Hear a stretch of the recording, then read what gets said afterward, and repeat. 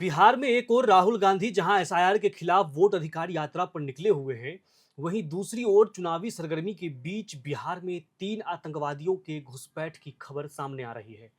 Intelligence ने इन तीनों आतंकियों की पहचान कर ली है। तीनों का नाम और जगह भी पता कर लिया गया है, जो इस प्रकार है। आतंकी हसनैन अली रावलपिंडी, आदिल हुसैन उमरकोट और तीसरा आतंकी उस्मान बहावलपुर का रहने वाला है। यानी कि तीनों आतंकी मुख्य रूप से पाकिस्तानी है। पुलिस मुख्यालय द्वारा तीनों आतंकियों की फोटो को जारी करते हुए यह जानकारी दी गई है कि ये सभी आतंकी नेपाल के रास्ते से बिहार में दाखिल हुए थे। आशंका यह जताई जा रही है कि इन आतंकवादियों का मकसद बिहार में किसी बड़ी घटना को अंजाम देना है। हालांकि इस पर अभी आधिकारिक पुष्टि आना बाकी है। खबरों से यह भी पता चल रहा है कि तीनों आतंकियों की जड़ें पाकिस्तानी आतंकी संगठन जैश ए मोहम्मद से जुड़ी हुई है, जो अगस्त के दूसरे सप्ताह में ही नेपाल पहुंच गए थे और वहां से पिछले सप्ताह बिहार में दाखिल हुए। अनुमान ये लगाया जा रहा है कि ये नेपाल के रास्ते बिहार में अररिया जिले के रास्ते आए। हालांकि अभी इसकी जांच चल रही है, जिस पर रिपोर्ट आना अभी भी बाकी है। अब एक सवाल ये उठता है कि नेपाल के रास्ते आखिरकार इन आतंकियों का भारत में घुसना संभव कैसे हो जाता है। तो आइए आपको ये कारण भी बताते हैं। तो भारत की जमीनी सीमाएं 7 देशों चीन, पाकिस्तान, बांग्लादेश, नेपाल, भूटान, म्यांमार और अफगानिस्तान से लगती है। बिहार से सीधा नेपाल का बॉर्डर लगता है, जबकि बांग्लादेश बॉर्डर की दूरी बिहार के किशनगंज से करीब 20 किलोमीटर है।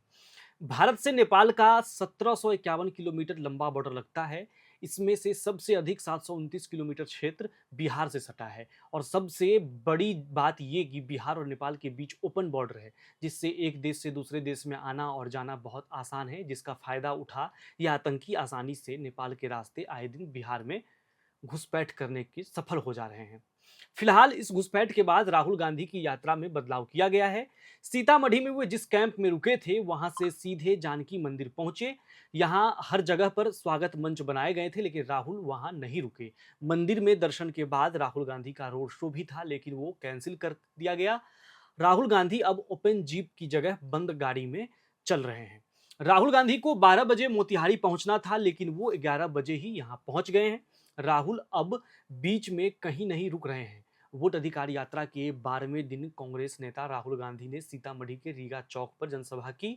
उन्होंने कहा, यह सिर्फ वोटर अधिकार यात्रा नहीं है, ये आपके अधिकार की यात्रा है। वहीं दूसरी ओर पुलिस मुख्यालय ने सभी जिलों की पुलिस को हाई अलर्ट पर रहने के आदेश दिए हैं और अपने खुफिया तंत्रों को भी एक्टिव रखने के आदेश दिए हैं। आपको एक बार फिर बता दें कि इन सभी घटनाओं पर मुख्यालय की ओर से आधिकारिक जानकारी अभी आनी बाकी है, जो कुछ समय में आ जाएगी। पर सवाल यह है कि एक ओर बिहार में जहां चुनाव का माहौल है, वहीं दूसरी ओर राहुल गांधी की वोट अधिकार यात्रा जारी है। कुल मिलाकर बात यह है कि बिहार में अभी लोगों का हुजूम है, जो आतंकियों का एक बड़ा टारगेट हो सकता है। अब ऐसे में यह देखना होगा कि बिहार में आम जन की सुरक्षा के मद्देनजर क्या कदम उठाई जाएगी।